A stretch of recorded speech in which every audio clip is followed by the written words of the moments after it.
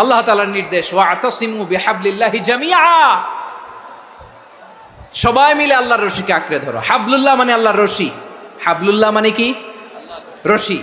এই হাবলুল্লাহ আল্লাহর রশি বা আল্লাহর রজ্জু দ্বারা উদ্দেশ্য হচ্ছে ইসলাম। আল্লাহর রশি দ্বারা উদ্দেশ্য কি? তাফসিরে অনেক ব্যাখ্যা এসেছে। এরকম পরিস্থিতিতে তাফসিরের সূক্ষ্ম সূক্ষ্ম বিষয়গুলো আমরা শোনাতে চাই, কিন্তু পরিবেশ হয়ে ওঠে না। আল্লাহর রজ্জু বা আল্লাহর রশি দ্বারা উদ্দেশ্য হচ্ছে ইসলাম। আল্লাহর রজ্জু বা আল্লাহর রশি দ্বারা উদ্দেশ্য হচ্ছে কোরআন, কারণ কোরআন আমাদেরকে ঐক্যবদ্ধ করে, ইসলাম আমাদেরকে ঐক্যবদ্ধ করে। চিল্লায় বলেন ঠিক কিনা? এজন্য আল্লাহ বললেন, তোমরা আমার রশিকে আঁকড়ে ধরো, বিচ্ছিন্ন হয়ে না।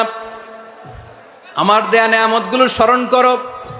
যখন তোমরা ছিলে শত্রু, তোমাদের মধ্যে হৃদয়ে আমি আল্লাহ ভালোবাসা ঢেলে দিলাম, ফলে তোমরা সবাই ভাই ভাই হয়ে গেলে। তোমরা সবাই ছিলে জাহান্নাম